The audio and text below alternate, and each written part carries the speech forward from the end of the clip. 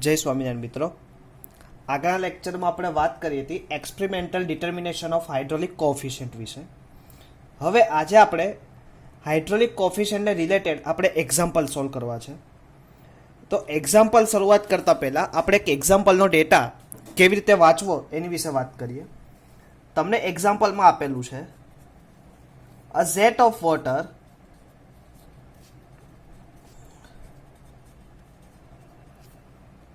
issuing from sharp edge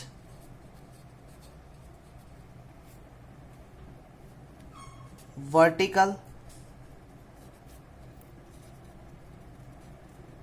orifice under a constant head of 10 centimeter at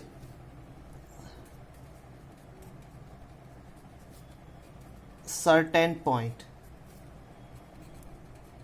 has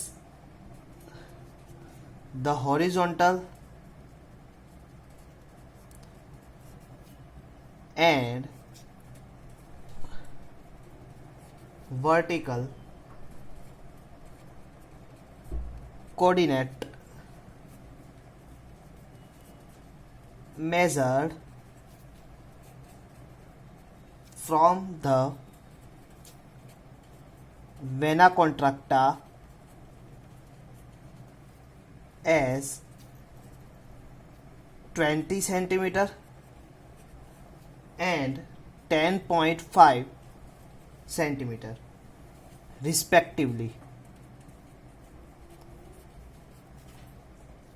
Final and find the coefficient of velocity and also the value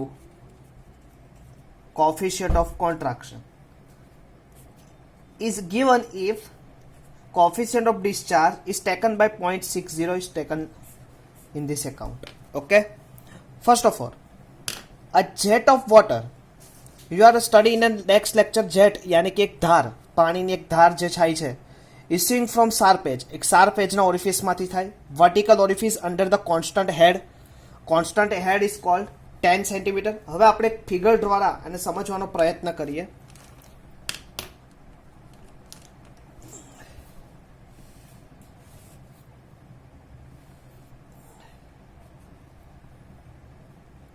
હવે આ કયું છે? Constant head orifice, sharp age orifice.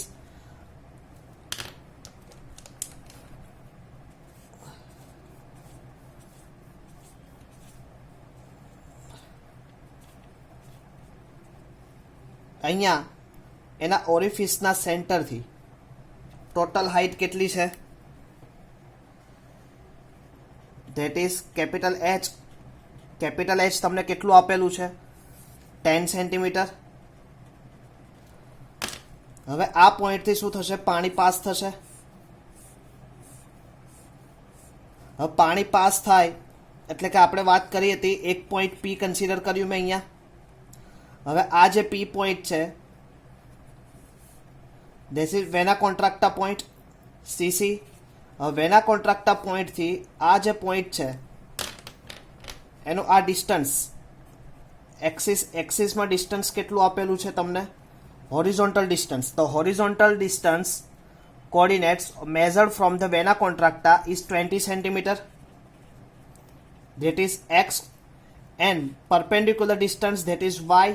Vertical distance is 10.5 centimeter. Okay, ખબર પડી મિત્રો? તો કે a jet of water issuing sharp edge vertical orifice under constant head 10 centimeter. The vertical constant, that is this distance to this distance, is equal to 10 centimeter. A certain point has the horizontal vertical coordinate measured from the vena contracta. Vena કોન્ટ્રાક્ટરથી measure કરીએ તો horizontal કેટલું આવશે 20 centimetre and vertical કેટલું 10.5 centimetre respectively.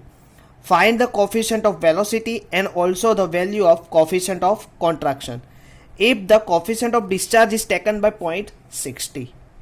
Clear? હવે તમને શું find કરવાનું કીધું છે? Coefficient of contraction. તો હવે તમને ડેટા તમે લો તો આવી રીતે લખી શકાય ગિવન ડેટામાં. તો કે given data step number 1,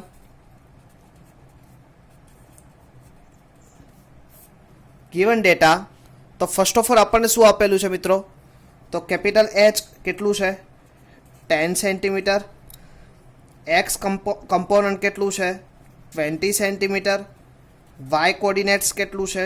10.5 centimetre. Okay. Coefficient of discharge કેટલું આપેલું છે? 0.60. હવે તમારે શું ફાઇન્ડ કરવું છે? તો તમારે પહેલાં જોવું પડશે તમારે ફાઇન્ડ શું કરવું છે? તો કોફિશન્ટ ઓફ વેલોસિટી ફાઇન્ડ કરવી છે and also the value of coefficient of contraction. હવે કોફિશન્ટ ઓફ વેલોસિટીનું એક ઇક્વેશન હતું, તમને બધાને ખબર છે. તો કોફિશન્ટ ઓફ વેલોસિટીનું ઇક્વેશન x/√4yh ઇક્વેશન હતું. તો એ ઇક્વેશનને આપણે અહીંયા પ્રૂવ કરી શકીએ. તો લખી શકીએ અહીંયા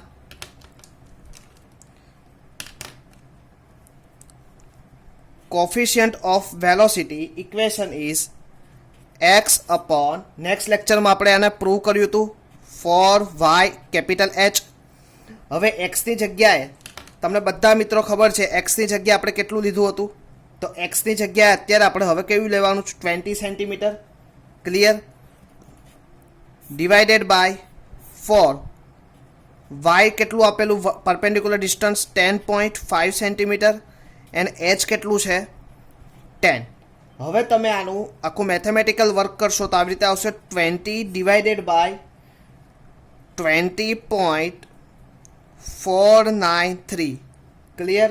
તો તમે કન્સિડર કરશો તો આવી રીતે આવશે 0.9759. ઓકે. તો આ તમારું શું આવ્યું? સીવીની વેલ્યુ આવી 0.9759. ક્લિયર મિત્રો? હવે તમારે શું ફાઇન્ડ કરવું હતું? સીસી પણ ફાઇન્ડ કરવું હતું. હવે તમને બધાને ખબર છે નેક્સ્ટ લેક્ચરમાં આપણે વાત કરી હતી, તો ફરીથી એ જ વસ્તુ અહીંયા બતાવી દઉં. તો સીસીની વેલ્યુ આપણે ફાઇન્ડ કરવી તો એક ઇક્વેશન હતું. તો કયું હતું? તો કે CD is equal to CC into CV. તો પહેલાં આ સ્ટેપ લખવાનું, પછી આ સ્ટેપ એન્ડ ત્રીજું આ સ્ટેપ આપણે કરશું. ફર્સ્ટ, સેકન્ડ એન્ડ થર્ડ, કેમ કે જગ્યા નથી એટલે. હવે સીસી તમારે શું ફાઇન્ડ કરવું છે? Coefficient of contraction. તો કોફિશન્ટ ઓફ કોન્ટ્રાક્શનને આપણે કરતા બનાવી દઈએ.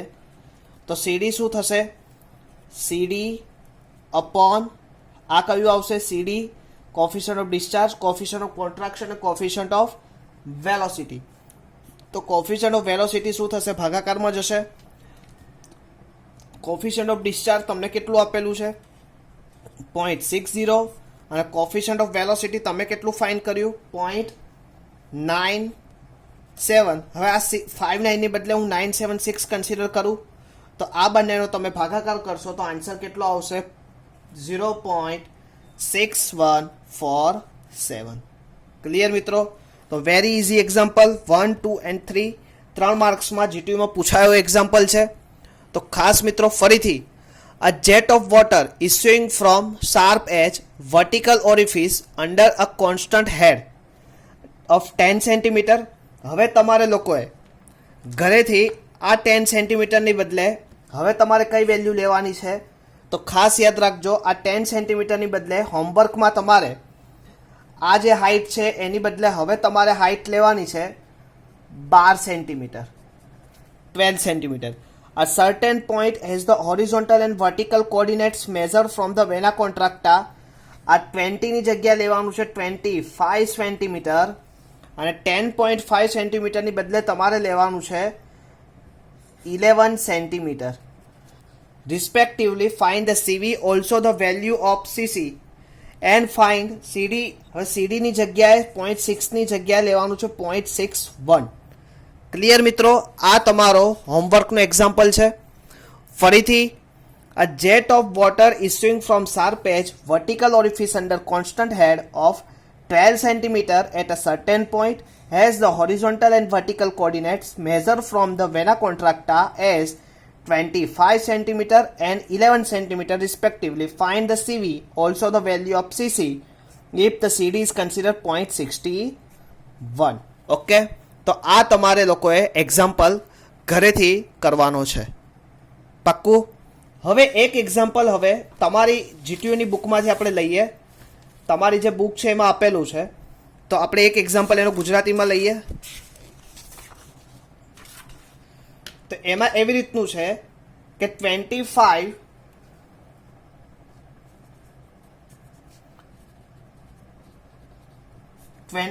સેન્ટીમીટર ડાયામીટર નું ઓરિફિસ છે, ડાયામીટર ઓફ ઓરિફિસ. હવે વેના કોન્ટ્રાક્ટાથી જેટના એક બિંદુના યામો આપેલા છે, હોરિઝોન્ટલ એન્ડ વર્ટિકલ બંનેના ડિસ્ટન્સ આપેલા, horizontal distance and vertical distance of particle. તો હોરિઝોન્ટલ તમને આપેલું છે 32 સેન્ટીમીટર એન્ડ વર્ટિકલ તમને આપેલું છે 3 સેન્ટીમીટર. હવે તમને હાઇટ આપેલી છે વોટરની, height is equal to 1 metre. Clear? And discharge તમને આપેલો છે, actual discharge 1.4 litre per second. તમારે ફાઇન્ડ કરવાનું છે coefficient of contraction, coefficient of discharge and coefficient of velocity as the experimental work. Clear? હવે મિત્રો ખાસ એક વસ્તુ સાંભળો. હવે 25 ડાયામીટર આપેલું છે ઓરિફિસ. તો 25 ડાયામીટર આપેલું હોય તો તમને પહેલાં તો એરિયા ઓફ થિયોરિટિકલી તમને મળી જાય ઓરિફિસનો એરિયા. તો કેટલું થાય? π/4 ઇન્ટુ, હવે 25 સેન્ટીમીટર છે એને મીટરમાં કન્વર્ટ કરીએ તો 0.025 નો સ્ક્વેર થાય. તો એનું તમે મેથેમેટિકલ વર્ક કરો તો આવી રીતે આન્સર આવશે 4.91 ઇન્ટુ 10⁻⁻4 મીટર સ્ક્વેર. તો આ તમને વસ્તુ મળી ગઈ. હવે coefficient of velocity, coefficient of વેલોસિટીનું સીવીનું ઇક્વેશન તમને બધાને ખબર છે, નેક્સ્ટ ટાઈમ આપણે કર્યું હતું. તો કયું હતું? x²/4yh, અથવા તો આવી રીતે ના લખવું, તમે આવી રીતે લખી શકો x√4yh. હવે એક્સ ડિસ્ટન્સ તમને કેટલું આપેલું છે? હોરિઝોન્ટલ 32. તો એને તમે મીટરમાં કન્વર્ટ કરો તો 0.32 લખી શકો. ઓકે. ફોર વાય ડિસ્ટન્સ કેટલું છે? 3 સેન્ટીમીટર. તો તમે એવી રીતે 0.03 લખી શકો. એન્ડ કેપિટલ એચ કેટલું આપેલું તમને? Height 1 metre. તો 1 મીટર તમે 1 મીટર કન્સિડર કરીને લખી શકો. તો આનું તમે મેથેમેટિકલ કરો નીચેનું ઉપરનું, તો ટોટલ આન્સર તમારો આવશે 0.923. હવે થિયોરિટિકલ વેલોસિટી તમારે મેઝર કરવી હોય તો એની માટેનું ઇક્વેશન શું હતું? √2gh. હવે √2g કેટલું આવે? 9.81 અને h કેટલું હતું ટોટલ? 1 મીટર. તો તમને કયું મળશે?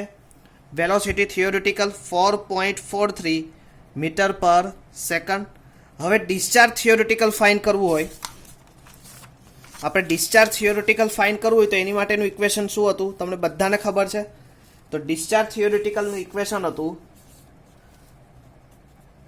Theoretical is equal two area theoretical into velocity theoretical. હવે એરિયા થિયોરિટિકલ ઓલરેડી તમે ફાઇન્ડ કર્યું છે 4.9 ઇન્ટુ 10⁻⁴ 91 ઇન્ટુ 10⁻⁴. અને વેલોસિટી થિયોરિટિકલ તમે ફાઇન્ડ કર્યું અત્યારે 4.43. તો એને તમે અહીંયા પુટઅપ કરી દો તો તમને ડિસ્ચાર્જ થિયોરિટિકલ કેટલું આવે? 2.175 ઇન્ટુ 10⁻³ મીટર ક્યુબ પર સેકન્ડ મળે. ઓકે. આ તમને શું મળે? Discharge theoretical. પણ તમારે શું ફાઇન્ડ કરવું છે? 3 કોફિશિયન્ટ ફાઇન્ડ કરવા છે. હવે કોફિશિયન્ટ ફાઇન્ડ કરતી વખતે તમને બધાને ખબર છે કોફિશિયન્ટ ઓફ ડિસ્ચાર્જ નું ઇક્વેશન શું હતું? કોફિશિયન્ટ ઓફ ડિસ્ચાર્જનું Q actual upon Q theoretical. હવે ક્યુ એકચ્યુઅલ તમને ઓલરેડી ડેટામાં આપેલું 1.4 લીટર પર સેકન્ડ. હવે 1.4 લીટર પર સેકન્ડ હોય તો તમે આવી રીતે લખી શકો 1.4 ઇન્ટુ 10⁻³ ક્લિયર. એટલે mm ક્યુબ પર મીટર ક્યુબ પર સેકન્ડ થઈ જાય. તો એને તમે અહીંયા લખી શકો 0.0014 એન્ડ થિયોરિટિકલ કેટલું આવ્યું 2.175 ઇન્ટુ 10⁻³ તમે એનું મેથેમેટિકલ કરો તો આન્સર આવશે તમારો 0.643. આ મળશે કોફિશિયન્ટ ઓફ ડિસ્ચાર્જ. હવે કોફિશિયન્ટ ઓફ ડિસ્ચાર્જ ઉપરથી તમારે શું ફાઇન્ડ કરવું છે કોફિશિયન્ટ ઓફ કોન્ટ્રાક્શન. તો coefficient of velocity into coefficient of contraction. હવે કોફિશિયન્ટ ઓફ ડિસ્ચાર્જ કેટલું આવ્યું તમારું 0.643. કોફિશિયન્ટ ઓફ વેલોસિટી તમે ઓલરેડી ફાઇન્ડ કર્યું હમણાં કેટલું 0.923. તો તમે અહીંયા પોઈન્ટ કરી દો 0.923 and coefficient of contraction is fine. તો coefficient of contraction is equal to 0.643 divided by 0.923. તો આન્સર કેટલો થશે તમારો યાદ રાખજો મિત્રો ખાસ 0.696. That is coefficient of contraction. Okay the most આઈમ્પી example તમારે લોકોએ ઘરેથી આ એક્ઝામ્પલને ફરીથી એક વખત આ 25 સેન્ટીમીટર ડાયાની બદલે હવે તમારે લેવાનું છે 30 સેન્ટીમીટર ડાયામીટર. હોરિઝોન્ટલ 32 સેન્ટીમીટર છે એની બદલે હવે તમારે લેવાનું છે 35 સેન્ટીમીટર. વર્ટિકલ ડિસ્ટન્સ 3 મીટર છે એની બદલે હવે તમારે લેવાનું છે 7 સેન્ટીમીટર. હાઇટ 1 મીટર છે એની બદલે હવે તમારે લેવાની છે 1.5 metre. Actual discharge 1.4 into 10⁻³ same is it is લેવાનો છે. અને સીસી સીડી અને સીવી તમારે ફાઇન્ડ કરવાનું છે. મોસ્ટ આઈમ્પી એક્ઝામ્પલ ક્લિયર મિત્રો. તો ખાસ વિદ્યાર્થી મિત્રો આજના દિવસમાં આપણે આ 2 એક્ઝામ્પલ સોલ્વ કર્યા અને 2 એક્ઝામ્પલ તમને સેલ્ફ વર્કમાં આપ્યા. તો ખાસ મિત્રો આ એક્ઝામ્પલ મોસ્ટ આઈમ્પી છે. તો નેક્સ્ટ લેક્ચરમાં જ્યારે પણ આવો ત્યારે આ એક્ઝામ્પલ મને બતાડવાના અને નથી ખબર પડી તો મને ખાસ પર્સનલી કોલ કરીને પણ પૂછી લેવા. નેક્સ્ટ લેક્ચરથી આપણે ચાલુ કરશું નોચિસ એન્ડ વિયર્સ. નોચિસ કોને કહેવાય, વિયર્સ કોને કહેવાય, ટાઈપ્સ ઓફ નોચિસ અને એના રિલેટેડ જે સોલ્યુશન છે એનું ડિસ્ચાર્જ મેઝર કરશું નોચિસ એન્ડ વિયર્સનું જુદા જુદા પ્રકારે. તો નેક્સ્ટ લેક્ચરમાં ફરીથી આપણે મળશું. ત્યાં સુધી જય સ્વામિનારાયણ.